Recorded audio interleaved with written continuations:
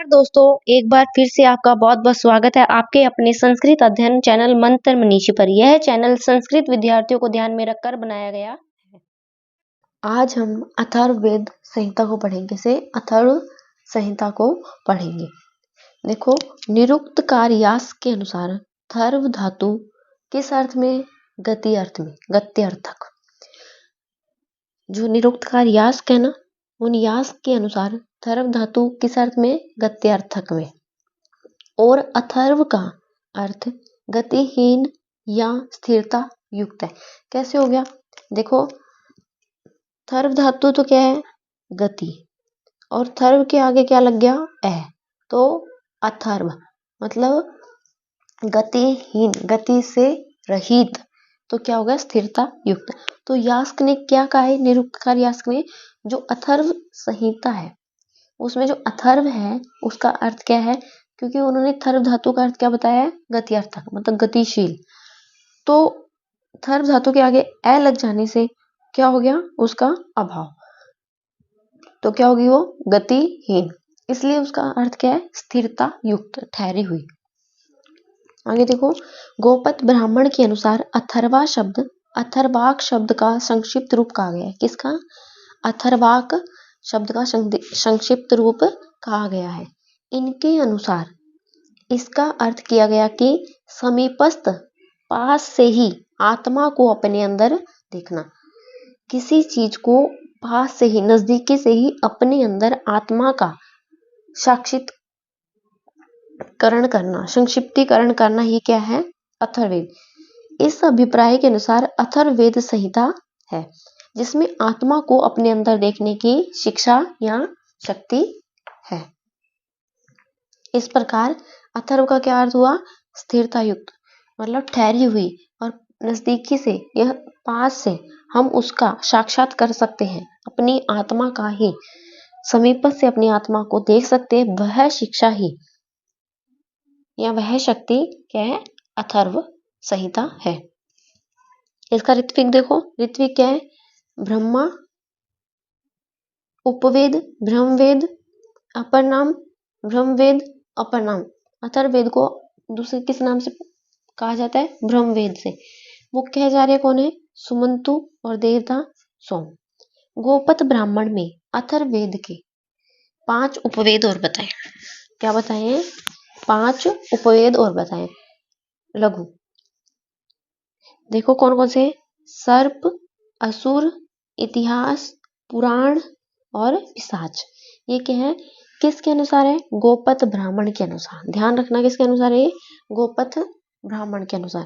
किसके उपवेद बताए हैं? 5 उपवेद किसके बताए हैं? अथर्ववेद के। गोपत ब्राह्मण के अंतर्गत अथर्ववेद के 5 उपवेद और बताए गए हैं। वे कौन कौन से? सर्प, असुर, इतिहास, पुराण और पिशाच। आगे देखो, अथर्ववेद के उपनाम। अथर्ववेद को किन और नामों से बुलाया जाता है वो नाम देखिए। देखो, अथर्ववेद तो कहा ही जाता है। ब्रह्मवेद अपर नाम है। अथर्वा अंगिरस वेद, अक्षत्र वेद, छंदोवेद, महीवेद, वैसज्य वेद, भृगु अंगिरस वेद। देखो, सबसे पहले अथर्ववेद क्यों कहा जाता है? अथर्ववेद का अथर्ववेद नाम क्यों पड़ा? जो एक ऋषि थे, कौन? अथर्वन। अथर्वन ऋषि के नाम पर इनका नाम, इस वेद का नाम अथर्ववेद पड़ा। किसके नाम पर? अथर्वन ऋषि के नाम पर। अथर्वन ऋषि द्वारा 1768 मंत्रों को देखा गया। कितनों को? 1768 मंत्रों का संकलन किसने किया? अथर्वन ऋषि ने। आगे देखो, ब्रह्मवेद को ब्रह्मवेद क्यों कहा जाता है? ऋत्विक ब्रह्मा होने के कारण तथा ब्रह्मा के द्वारा उपदेश दिए जाने के कारण, और ब्रह्मा के ज्येष्ठ पुत्र का नाम अथर्वा है। क्या है? ब्रह्मा के बड़े पुत्र का नाम, ज्येष्ठ पुत्र का नाम क्या? अथर्वा। इसके कारण भी यह अथर्ववेद कहलाता है। यहाँ ब्रह्मवेद क्या कहा इन्होंने? एक तो ऋत्विक ब्रह्मा होने के कारण इसे ब्रह्मवेद कहा जाता है। दूसरा, ब्रह्मा के द्वारा उपदेश दिए जाने के कारण, और ब्रह्मा के ज्येष्ठ पुत्र का नाम अथर्वा होने के कारण भी इसे ब्रह्मवेद कहा जाता है। आगे देखो, अथर्वा अंगिरस वेद। कौन सा? अथर्वा अंगिरस वेद। यह सबसे प्राचीन नाम है, अथर्वा अंगिरस वेद। क्या है? सबसे प्राचीन, क्योंकि इसका उल्लेख अथर्ववेद के मंत्रों में ही मिलता है। अथर्वा एवं अंगिरस इन दोनों ऋषियों, कौन कौन? अथर्वा और अंगिरस के हैं? दो ऋषि। दोनों ऋषियों एवं इनके वंशजों के द्वारा देखे गए मंत्रों का जो समूह है वो इसी संहिता में मिलता है। कौन से में? अथर्वा अंगिरस वेद में मिलता है। इन दो ऋषियों के द्वारा जिन मंत्रों का संकलन किया गया, अथर्वा और अंगिरस दो ऋषियों के द्वारा, वह मंत्र इसी संहिता में मिलते हैं। किसमें? अथर्व संहिता में। इसलिए इसको अथर्वा अंगिरस वेद भी कहते हैं। आगे देखो, अक्षत्र वेद कि अथर्ववेद को अक्षत्र वेद क्यों कहा जाता है? राजा तथा अक्षत्रियों के अलग अलग कर्मों का उल्लेख यहाँ पर मिलता है। क्या है?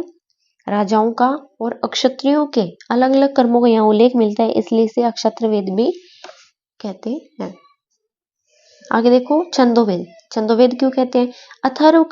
अथर्ववेद का यह नाम ऋग्वेद तथा अथर्ववेद दोनों में ही मिलता है। क्या? छंदोवेद ऋग्वेद में भी मिलता है और अथर्ववेद में भी मिलता है छंदोवेद। आगे देखो, महिवेद। मही का क्या अर्थ होता है? पृथ्वी।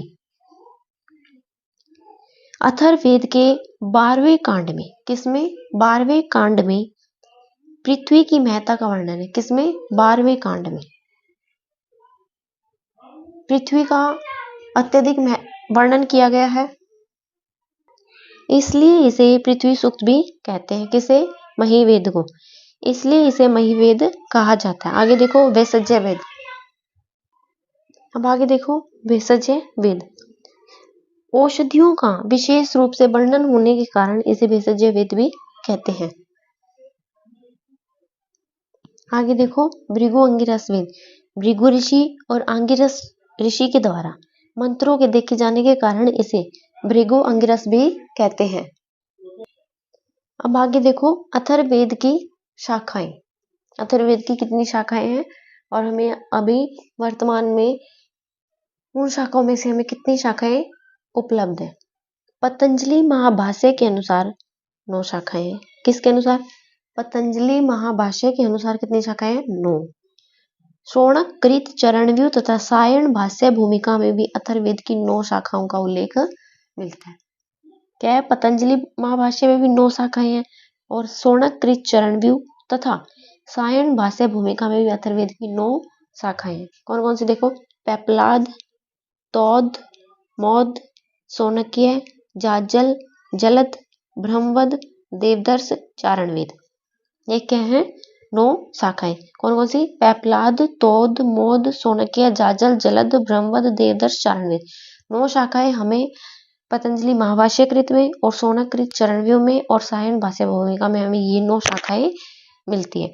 वर्तमान में उन 9 शाखाओं में से केवल 2 ही शाखा उपलब्ध है। कौन कौन सी? शौनकीय और पेपलाद। ये 2 शाखा ही हमें प्राप्त होती है। आगे देखो, 2 शाखाएं प्राप्त होती है हमें, शौनक और पेपलाद। शौनक संहिता में कितने प्रपाठक है? कांड, सूक्त, अनुवाक कितने कितने हैं वो हम देखेंगे। सबसे पहले देखो, शौनक संहिता। शौनक संहिता में प्रपाठक, कांड, सूक्त, मंत्र और अनुवाक क्या क्या है? कांड कितने हैं? नहीं, प्रपाठक कितने हैं? 36। कांड 20। सूक्त कितने हैं? 730। मंत्र 5987 मंत्र है। किसमें? शौनक संहिता में 5987 मंत्र है। अनुवाक कितने? 111। महत कांड का शब्द, महत कांड शब्द का प्रयोग महाकांड के लिए किया जाता है शौनक संहिता में। जहां पर भी महत कांड शब्द का प्रयोग होगा वह किसके लिए प्रयोग किया गया है? महाकांड के लिए। कौन से में? शौनक संहिता में। शौनक संहिता का सबसे बड़ा कांड 20वां कांड, जिसमें कितने मंत्र हैं? 958 मंत्रों का संकलन है। सबसे बड़ा कांड 20वां कांड है और सबसे छोटा कांड 17वां कांड है, जिसमें कितने मंत्र हैं? 30 मंत्रों का समूह है।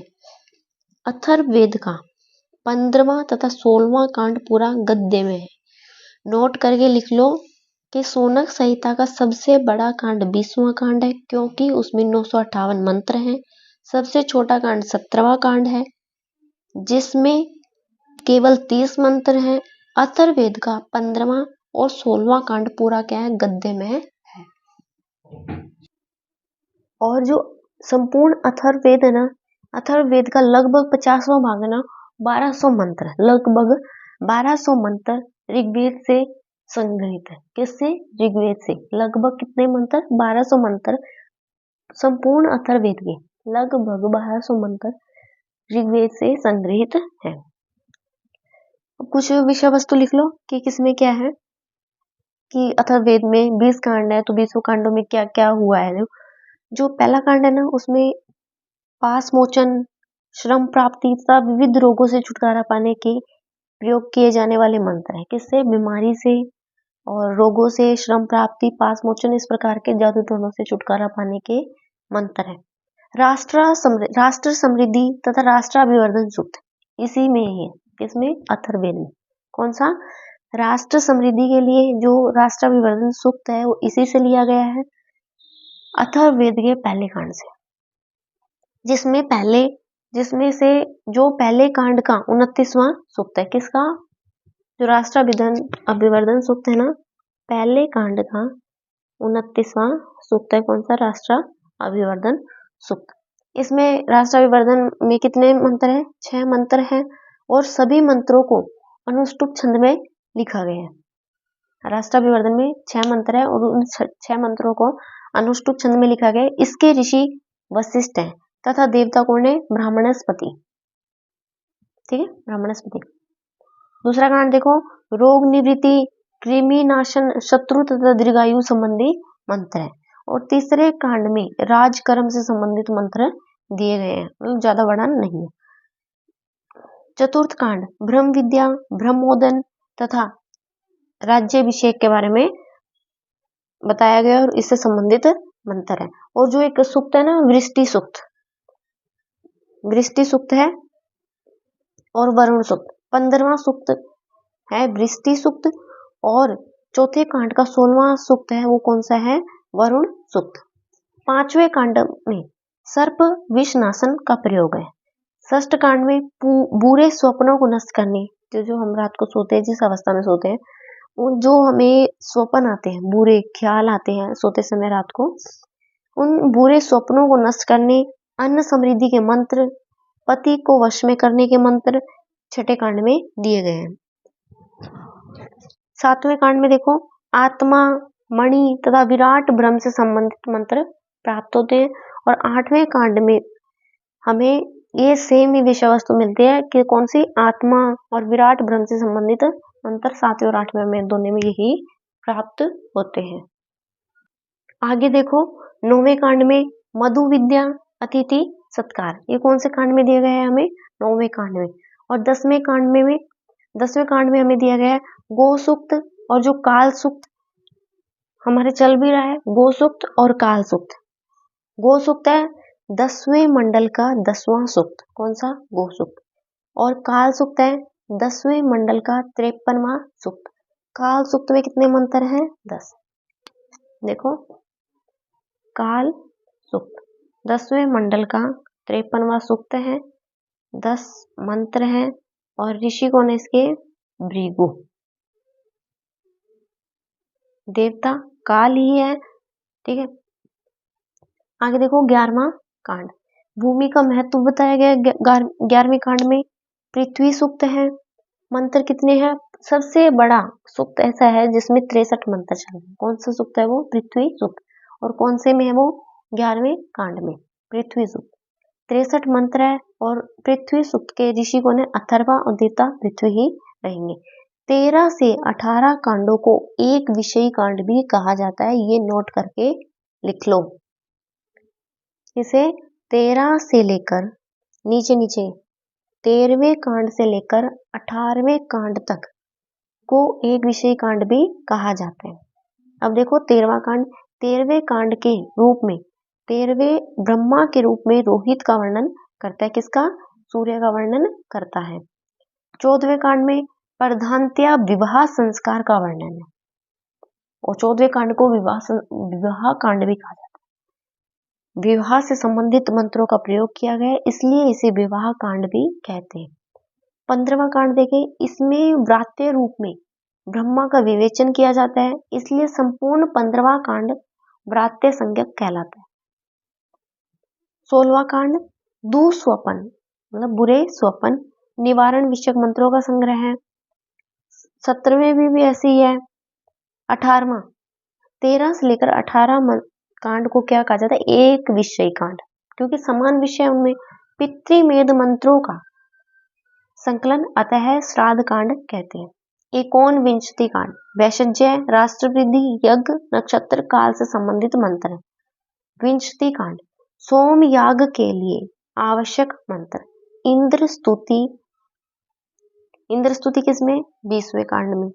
20वें कांड के अंत में 10 सूक्तों का समूह तक, इन सूक्तों को कुंताप सूक्त भी कहते हैं।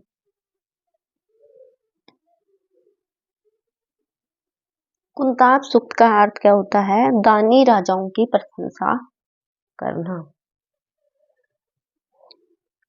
नोट करके लिखो, शायन ने 127 व 128वें सूक्त के मंत्रों को ही कुंताप सूक्त माना है।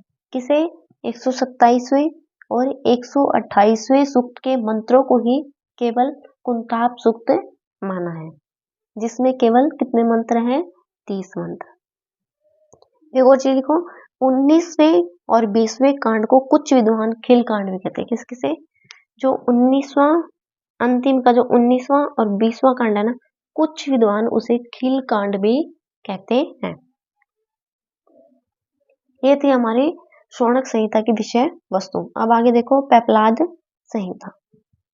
कांड क्या है? कांड कितने हैं? शौनक संहिता में कितने कांड थे? 20। पेपलाद संहिता में भी कितने कांड हैं? 20।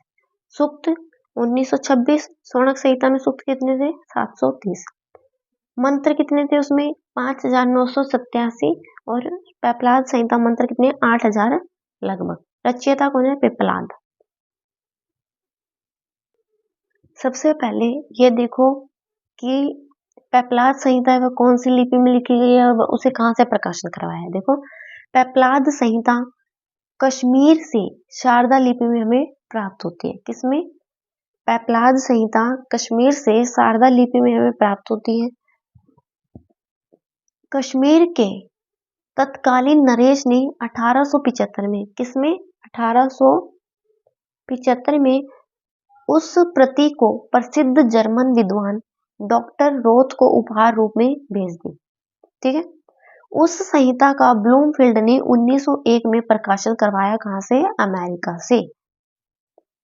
वापस देखो, पेपलाद संहिता कश्मीर से शाखा लिपि में मिलती है और फिर जो हमारे राजा थे, तत्कालीन राजा, उन्होंने 1875 में उस प्रति को सुप्रसिद्ध जर्मन विद्वान डॉक्टर रोथ को उपहार रूप में भेज दिया। किसे? शारदा लिपि में पेपलाद संहिता को उपहार रूप में भेज दिया। उस संहिता का ब्लूमफील्ड ने 1901 में प्रकाशन करवाया। कहां से? अमेरिका से। डॉक्टर रघुवीर ने इसका संस्करण किया तथा उसको प्रकाशित करवाया। किसे? पेपलाद संहिता। नोट करके लिखो, अथर्ववेद को कश्मीर का वेद भी कहा जाता है, क्योंकि सबसे पहले शारदा लिपि में पेपलाद संहिता वहां से ही प्राप्त हुई। अथर्ववेद को कश्मीर का वेद भी कहा जाता है। आगे देखो, नोट करके लिखो, प्राचीन काल में इस संहिता का ही अत्यधिक प्रचार प्रसार होता है। कौन सी का? पेपलाद संहिता।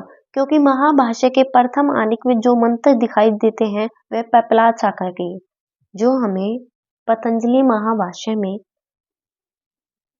के प्रथम आनिक में जो हमें मंत्र दिखाई देते हैं ना, वह पेपलाद शाखा के ही है। इसलिए यह हम मानते हैं कि पतंजलि के समय यह शाखा हमें उपलब्ध थी। एक मंत्र भी है, शन्नो देवीर अभिष्टे, वो वाला मंत्र हमें पिपलाद संहिता से ही मिलता है। शौनक संहिता का प्रथम मंत्र ये त्रिशपथा पर्यंती विश्वा, इस प्रकार।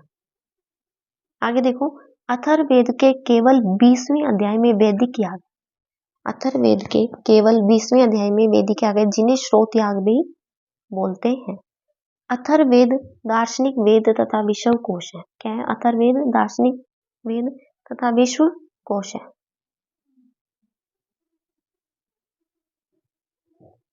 इस संहिता से कुछ महत्वपूर्ण, इसमें क्या है? जन भावना के अंतर्गत रीति रिवाज, अंधविश्वास, कृत्या प्रयोग, अभिचार कर्म, जड़ी बूटियों का प्रयोग, वशीकरण, वश में करना आदि विषयों पर व्याप्ति सामग्री इसी वेद में मिलती है।